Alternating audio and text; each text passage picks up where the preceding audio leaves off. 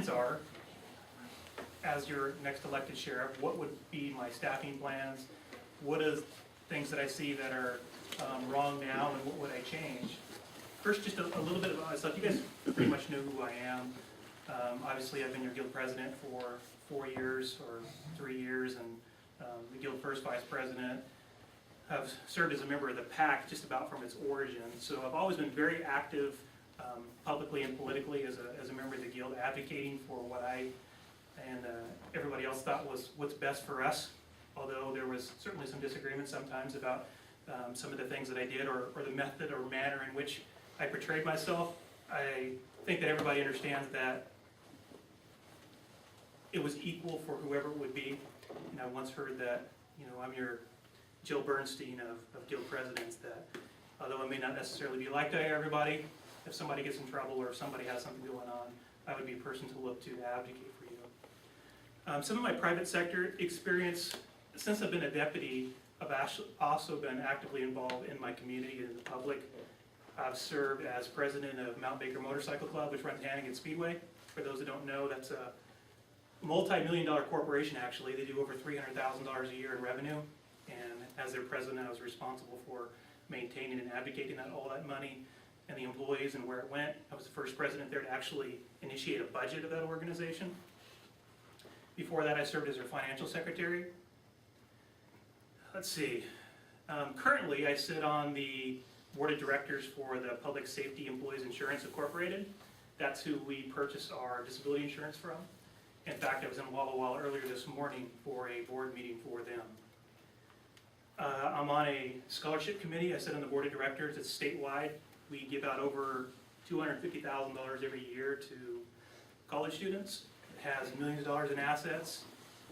Before I became a deputy, I was in private industry. I helped run a business, me and another partner. We had a business that we ran together. And I'm also active in community as far as the clubs that I'm part of and other civic organizations that I'm responsible for. I decided to run for sheriff. I remember having a guild meeting where Paul Akers came in last year, and we were talking about binding arbitration. And he said, rather than having binding arbitration, if you have an elected official, you don't like his policies, why don't you just run for office? And I really started thinking about that, and it really made sense to me. And I've never been one to kind of stand on the sidelines and simply chip from the sidelines and talk about things that that I don't like. I've always been one that stepped forward and ran for office and advocated for change. That's why I'm running. I see real problems in the sheriff's office. I think Sheriff Elpo has done some wonderful things with our department. When he first got elected, we got 410's proposal that we were trying to get for years. We got a uniform change. We got striping our patrol cars. We got not to have to come back to the sheriff's office during our shift change. So there's a lot of things that we advocated for that actually got changed when he took office. But over the years, we've kind of seen a shift in my mind away from really what our core function is as law enforcement. That's responding to crimes, investigating them, and solving them. I think we've gotten distracted in too many staff positions, and although specialty units are great, and I appreciate and respect what everybody does in the specialty units, and we can't use those as the top of the pyramid. Okay, we talk about patrol leads the way, patrol is the backbone. Well, we actually have to fund that, prioritize that, so it actually means something. I've never had an update on how to take a fingerprint. Like 40 seconds. Just recently, 40 seconds? Wow. Just recently we got some training on doing felony DUI stops, or not DUI stops, but just felony stops together, and I appreciate that. What my plan is to get elected, I'm going to eliminate the inspector position. I think it's a redundant, unnecessary position. I think it can be accomplished with the rest of the command staff. I'd create a third lieutenant position, assign each one of those lieutenants to patrol shift, to take on the responsibilities that some of the sergeants are faced with now, these administrative functions, that minutia that nobody likes to do. Put that on the lieutenants. If it takes them 40, 50, 60 hours, they're executive positions, they need to do that. And free up the sergeants to actually do what they want to do, which is help on the calls and do things. So anyway, thanks, appreciate it. Thanks, Steve. Yeah, thank Steve. Bill, you're up.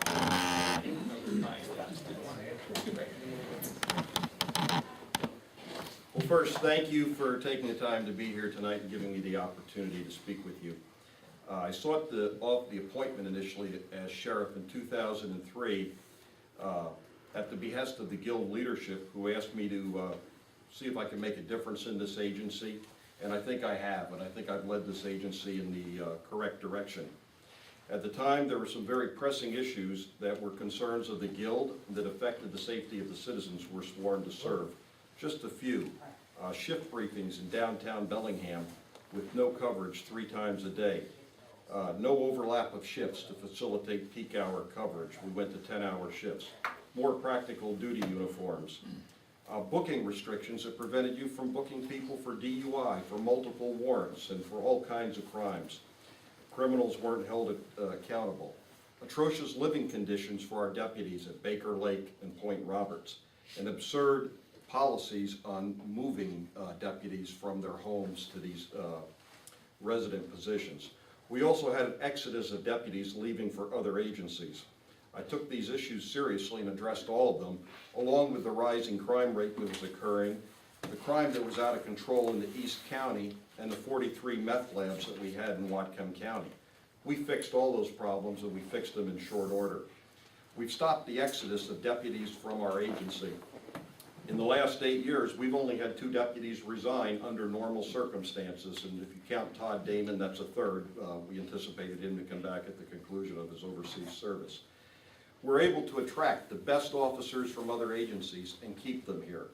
We have people waiting in line from other police agencies that want to work for the Whatcom County Sheriff's Office, and we've served the citizens well in doing so. Crime is down 40% from 2003. We've had a 30% drop in domestic assaults. We have the lowest comparable crime rate for any county in our size category by large margins. We've dropped traffic fatalities and injury crashes.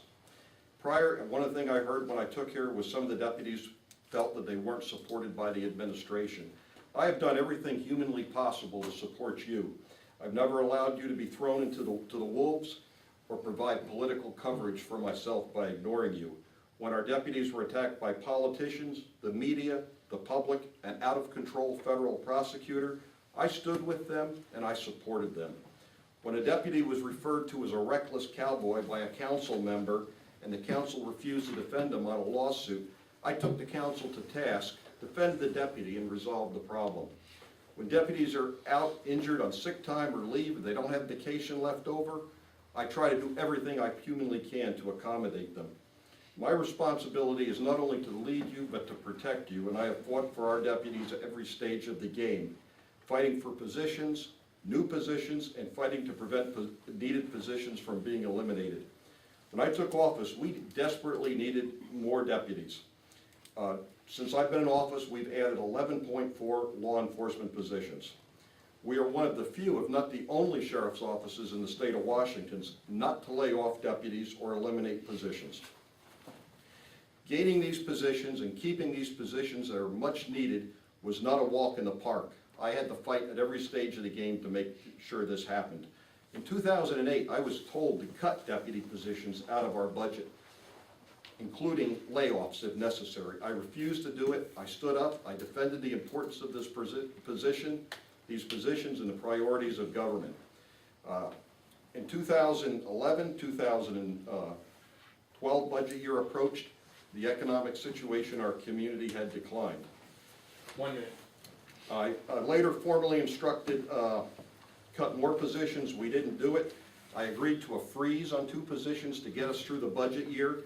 And for the last 6 months, I've been fighting to get that freeze lifted, and I've got an agreement that on September 1st, we'll be able to fill those 2 deputy positions. And we're going to focus on gangs. We're going to focus on getting the technology we need to bring us into the modern world. We're going to move this jail process ahead, and we're going to attack the gang issue in Whatcom County. I've met with our nation's drug czar. I've gone to Washington, D.C., and I've testified before Congress. We've brought in over $5 million in funding to this community to make it better and to make it safer. And We're going to work some long-term strategic investigations on the leadership of gangs that are terrorizing our community, and I'm gonna make that happen. How much time do I have left? Right on 5 minutes. That was without practice. Thank you.